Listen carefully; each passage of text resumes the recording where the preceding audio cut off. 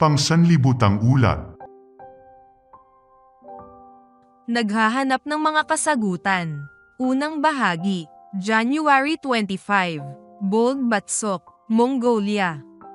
Ito ang kwento kung paano ibinigay ni Bold Batsok ang kanyang puso sa Diyos, at siya ay naging unang Seventh-day Adventist pastor ng Mongolia noong 1990s.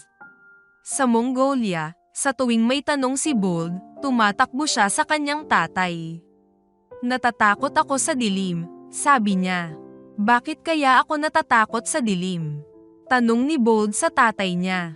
"Naku Bold, imahinasyon mo lang yan," sabi ng tatay niya. Tapos, may narinig ang bata na nag-uusap tungkol sa Diyos at sa dyablo. Kaya tumakbo siya papunta sa kanyang tatay at nagtanong. "Tatay, totoo bang mayroong dyablo at Diyos?" tanong niya. "Naku Bold, imahinasyon mo lang yan," sagot ng tatay niya. Kaya, nagtiwala si Bold sa kanyang ama. Nakikita niya kasi na nagbabasa ng maraming libro ang tatay niya, kaya marami siyang nalalaman. Ngunit nanatili pa rin siyang takot sa dilim. Hindi rin siya sigurado na walang Diyos. Hindi niya maintindihan kung bakit, ngunit ramdam niya na may buhay na Diyos at siya ay nasa isang lugar, somewhere in the universe. Kahit bata pa si Bold, napakaseryoso niya. Seryoso niyang iniisip ang kanyang kinabukasan. Kapag iniisip nga niya ang kanyang hinaharap, naiisip niya ang tungkol sa kamatayan. Natatakot siyang mamatay. Minsan naiisip niya, bakit namamatay ang tao? At ano kaya ang mangyayari pagkatapos na mamatay ang tao? Hanggang doon na lang kaya siya. Isang araw, nagkasakit ang tatay ni Bold. Labas-pasok siya ng ospital para magpagamot sa loob ng ilang buwan. Sa isang ospital, napansin ni Bold ang mga marka sa likod ng kanyang tatay mula sa mga injection ng karayom.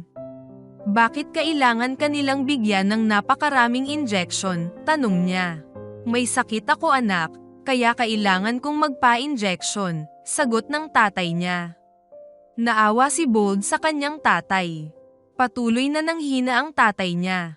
Sa huli, hindi na siya makakain ng mag-isa, at kailangan pa siyang subuan, kahit na puro liquid na lang ang kanyang kinakain. Isang hapon, habang naglalaro si Bold sa labas, tumakbo papalapit sa kanya ang isang kaibigan niya. "Bold, patay na ang tatay mo. Patay na ang tatay mo," sigaw ng bata. Inisip ni Bold na niloloko lang siya ng kanyang kalaro, kaya nagalit siya. "Huwag kang magbiro ng ganyan," sabi ni Bold sa kalaro. "Totoo ito Bold, hinahanap ka na nila." Kaya dali-daling tumakbo si Bold pauwi. Nakita niya ang isang ambulansya sa labas ng bahay nila. Walang nagpapasok sa kanya sa loob para makita ang kanyang ama. Ang sabi nila, patay na ang tatay mo. Ang tatay ni Bold ay 45 years old pa lang, at si Bold naman ay 13 years old. Umiyak si Bold at nagtanong, "Bakit? Bakit?" Kaya lang, wala siyang narinig ni isang sagot. Kaya sa unang pagkakataon ay nakipag-usap siya sa Diyos. Sinabi niya, "Wala akong nakikitang dahilan para mangyari ito." Kaya lang, wala siyang narinig na kasagutan. Lumaki si Bold na kasama ang kanyang tatay araw-araw, kaya hindi niya alam kung paano ang buhay niya kung wala na ang tatay niya. Nagtaka siya, kung ang lahat ng tao ay mamamatay, ano pa ang saysay ng buhay? Wala pa rin siyang narinig na kasagutan. Takot si Bold sa dilim at lalo pa siyang natatakot sa dilim dahil palagi siyang nananaginip tungkol sa kanyang tatay. Sa panaginip niya, tinatanong niya ang tatay niya, "Bakit mo kami iniwan?"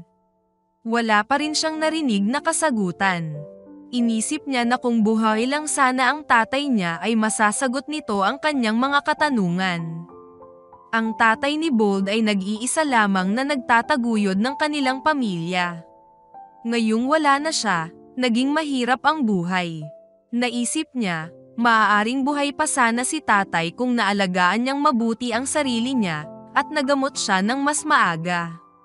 Sobrang na-miss din ng nanay niya ang kanyang tatay. Ang nanay niya ay may mga katanungan din.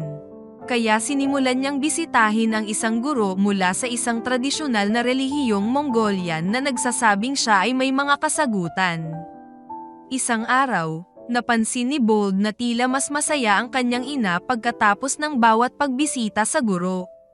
Naisip tuloy ni Bold na, masasagot kaya ng guro ang aking mga tanong.